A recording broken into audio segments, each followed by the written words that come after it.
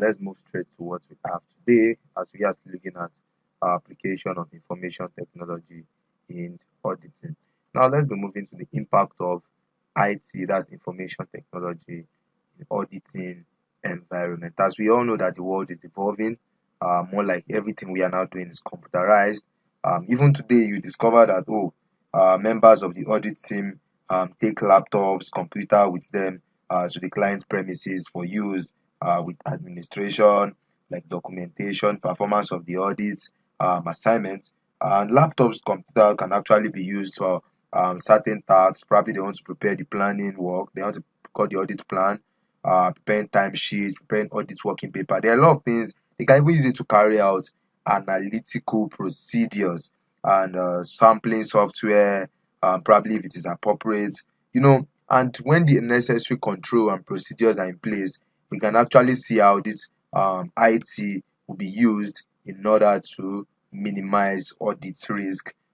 Probably there are some necessary controls in place such that client data remains confidential and cannot be accessed by an unauthorized person, or audit work is held on the computer file that cannot be lost. There's proper audit trail. Audit trail is created for the work the auditor has done to assist the audit review and the control process, and probably where the programs operate in the way that they are expected to be. Then you discover that information technology affects the reduction of risk through the electronic data processing and electronic auditing, which I've spoken about. You have a lot of controls that we can actually put in place with respect to using information technology, or where controls in a particular computer that are based on information system, and we have general controls and some other application controls, but we are generally looking at the impact that this will have, as we have been able to see those controls as it passes through the general. There are a lot of controls over the general control, application control and all. But how does this actually impact the auditing environment? We have said that it helps auditor to reduce the likelihood of errors in auditing work, and it increases the probability of discovery, which discovery of probably misstatement and all, which in turn leads to a reduction in the audit risk. Audit risk, probably auditor expressing an incorrect or an inappropriate opinion. So it can actually reduce auditors' liability also in a way. So let's move quickly to the next thing that we have. Don't have much things to look at here. Okay, now let's consider the impact of control frameworks in internal control. The impact of IT control frameworks in internal control. And I would want to use the best framework to use would be the COBIT framework.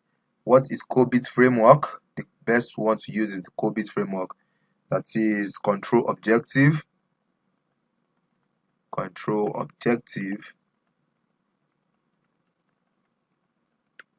for information and related technology, for information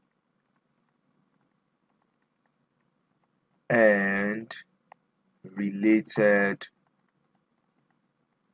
technology. Okay, technology. So that's COBIT.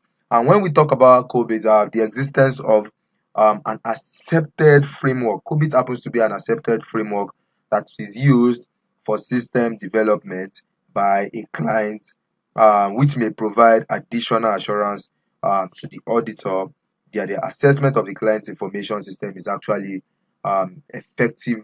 The client information system is well managed, and it can provide assurance to the auditor anyways, where a particular client has COBIT framework in place. And majorly, when we talk about COBIT, we used to say COBIT is known as an IT governance tool that that has actually been very beneficial to a lot of IT professionals and has contributed immensely to effective control of information system. Simply put, it controls information system, thereby linking the information technology and the control practices. That's why we say control COBIT consolidates and harmonizes standards from prominent global sources into a critical resource for management, control, professionals, and audit. And when we talk about COBIT, the purpose, we have to understand COBIT firstly before we can actually look at its impact on internal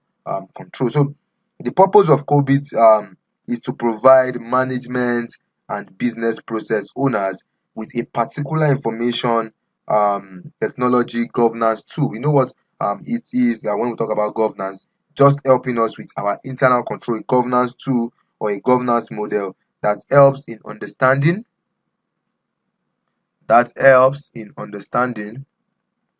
one. So you understand the client information system when there's COBIT, and managing the risk associated with and managing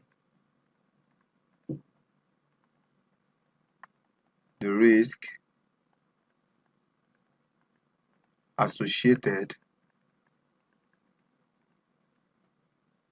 with IT.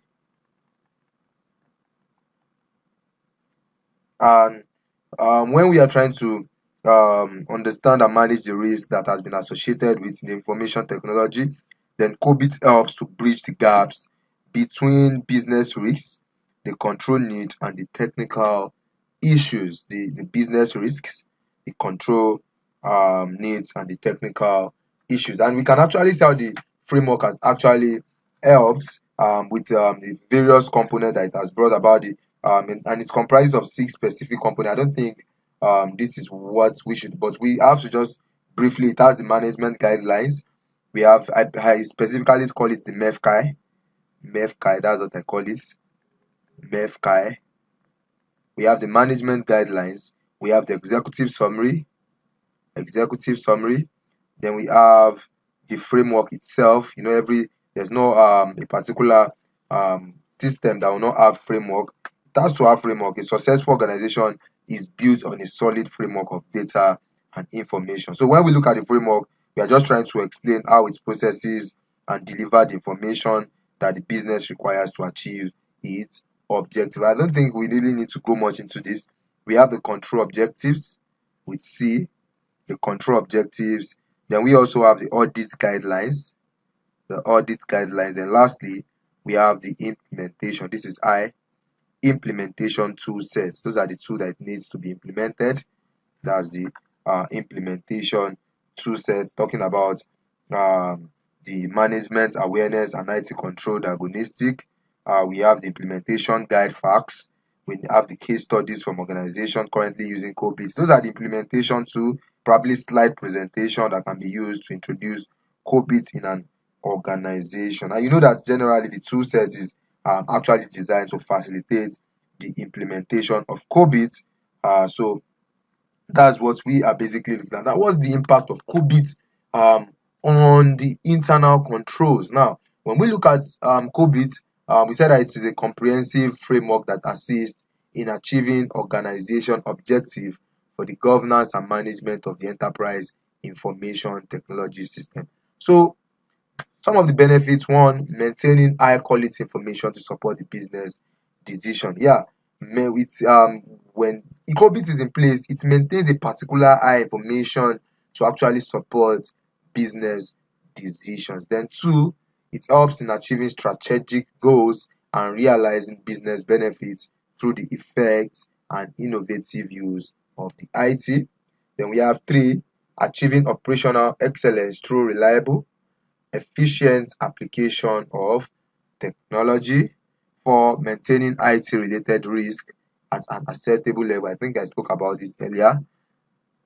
Then optimizing the cost of IT services and technology. Then lastly, supporting compliance with relevant laws, regulations, contractual agreements, and the policies. It helps also actually keep track of this particular rules and regulations, or probably agreement and policies that we want to comply with. It helps us with it. Let's go to cyber security. There's no need to actually disturb ourselves much about this. We are just trying to protect our cyberspace. That's why we're actually giving cyber security. So cyber security covers measures that protect the networks, the systems, We don't want any attack on it. So we are just trying to protect them. We have the network. The cyber system covers security.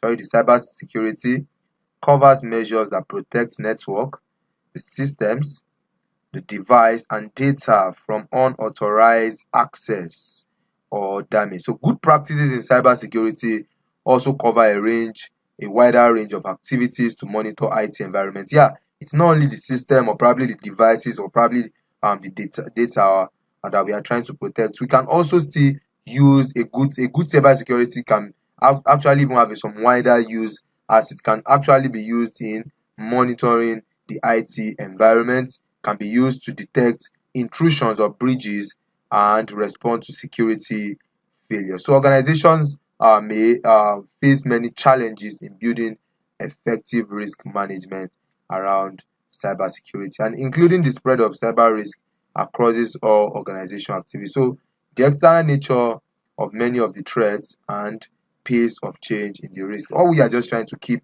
track if the risk is associated with using information technology. So we are just trying to protect it from probably unauthorized access, hackers, people that can manipulate our data and all. That's why we're having cyber security. Now let's talk about web assurance. The web assurance, web trust assurance. Web trust assurance. When we talk about web trust assurance, it's a service. Web trust is an assurance service jointly developed by the American Institute of Certified Accountants, that's the AICPA, and the Canadian Institute of Chartered Accountants, that's the CICA, Canadian Institute of Chartered Accountants. And web trust relies on a series of principles and criteria designed to promote confidence and trust between customers and companies conducting business on the internet. So if you want us to trust you, more like maybe a billing service and all, you will actually see that logo there. If it has been certified, that particular business website has been certified that this actually has been it has a web trust assurance. So it actually boosts the confidence and trust between customers and companies conducting businesses on the internet. And public accounting firms and practitioners who obtain a web trust business license, they actually have to obtain this web trust business license from the AICPA, which is called the American Institute of Certified Public Accountant, and the Canadian Institute of Chartered Accountant, the CICA. So, and can provide assurance services to evaluate. So they are the one that can actually provide the assurance. They evaluate it, that okay, can we place trust in this particular system? So when they do this, that they've been granted the license to actually practice the web assurance services, or to render web trust assurance services. Okay, so can provide assurance services to evaluate and test whether a particular website meets any of the trust service principles. So we have trust service principles and criteria. So if these particular practitioners or public accounting firms have obtained this license, they will be able to subject those particular criteria to check along with respect to that particular organization web or their internet space. So when they do this and they discover that this criteria that we have actually set down, the principles relating to trust services, web trust services, has been met, then they can issue out that particular trust, that particular business trust seal, web trust assurance seal, that will show that this customer can place trust in the company internet, or they can actually it can actually promote confidence and trust between consumers and companies which actually conduct business on the internet. Now let's move on. Let's talk about okay, you have this particular probably the practitioner or the public accountant. They can actually signify whatever they have gotten from their engagement. If they discover that it has actually met those criteria, they can issue out an unqualified opinion. And if I talk about an unqualified opinion at this stage, I believe we understand what I'm talking about. Let's briefly talk about some of the web trust program, um, the principles and criteria that they must meet up with, the principles and the criteria, principles and the criteria. So number one, we have the security. The security. We ask ourselves, is the system protected against unauthorized access, probably physically and logically? So that's number one. Security. That's one of the criteria when they're assessing the web trust or carrying out the web trust assurance services for a particular client. So that's one of the criteria we they check against. The second one is availability. Availability. Availability. When we talk about availability, we are just asking, is the system available for operation and use as committed or agreed? And used as committed or agreed. That's what we are just asking. Then another one is, which is the third one, processing integrity. What's the processing integrity? Present. Processing integrity. And when we talk about processing integrity, we are just trying to say, oh, system processing, is it complete? Is it accurate? Is it timely? And is it authorized? That's what we're asking. The system processing, the system processing method, is it complete? Is it accurate? Is it timely? And is it authorized? And that one is online privacy. Yeah, this is another one to consider. Online privacy. Online privacy, and personal information obtained as a result of e-commerce is collected, used, disclosed, and retained as committed or agreed. Yeah, are we keeping the various informations that we have gotten from the internet? Are we keeping it safe? Hope it's not that we are diverging them. Hope we retain them as committed or agreed. Then the last one is confidentiality. Confidentiality. This wants to relate a bit to online privacy. Confidentiality. Okay, when we talk about confidentiality, information designated as confidential is protected as committed or agreed. That's what we ask ourselves. Those particular information that we have actually designated as confidential, are they protected as we have actually committed to it and as agreed?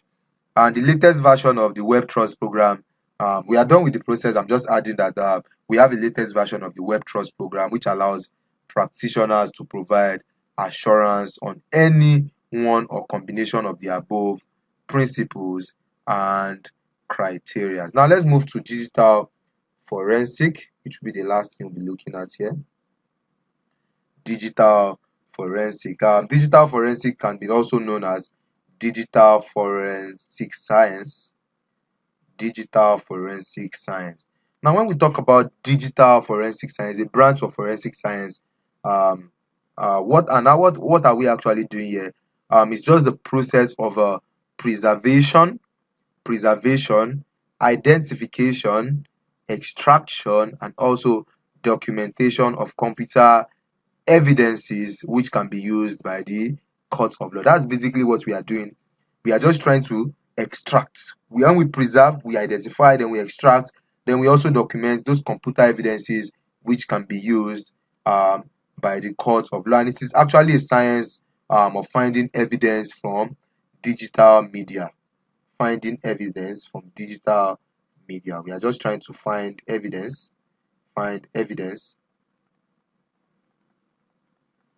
from digital medias. Digital media could actually include we have like the computer, we have the mobile phones, we have server, we have network. And when we're actually looking at digital forensic, it provides forensic team with the best techniques and tools to solve complicated digital related cases. So when we have cases that relate to digital um, matters, then we can actually use the tools of digital forensic to solve those complicated digital um, related cases. And okay, we are just tracing back the history of digital forensic.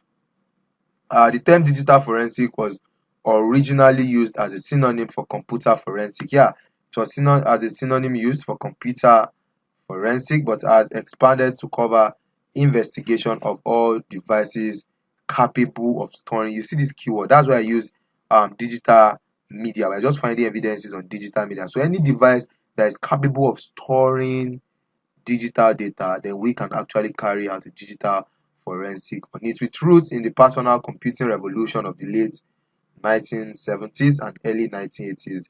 The discipline evolved in a Harvard manner during the 1990s, and it was not until the early 21st century that national policies emerged.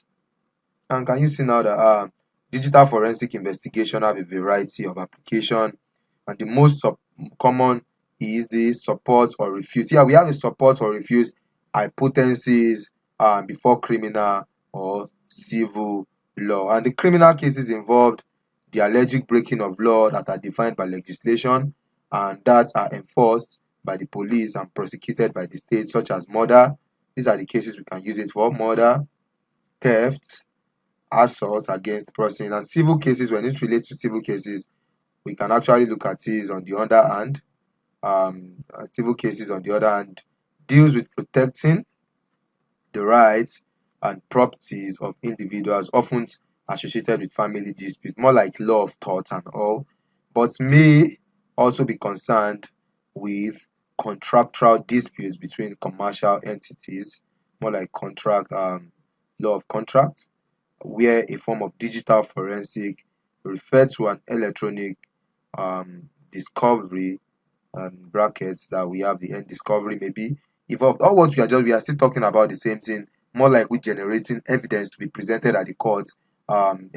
Digital, we are finding the evidence from a digital media, that is, they can store digital or data on those particular digital resources or devices. So when with digital forensic, we have seen that it can actually help the forensic team to analyze and inspect, identify and preserve the digital evidences residing on various types of electronic devices. So when we have some particular evidences that are residing on some basic or some types of electronic device or digital devices, then it can actually help the forensic team to analyze, to inspect and identify, thereby preserving such digital evidences. That's what we are just talking about here. Okay, it's been an awesome time with us, and at this stage, I would like to draw the curtain close. Thank you, and it's a bye for now.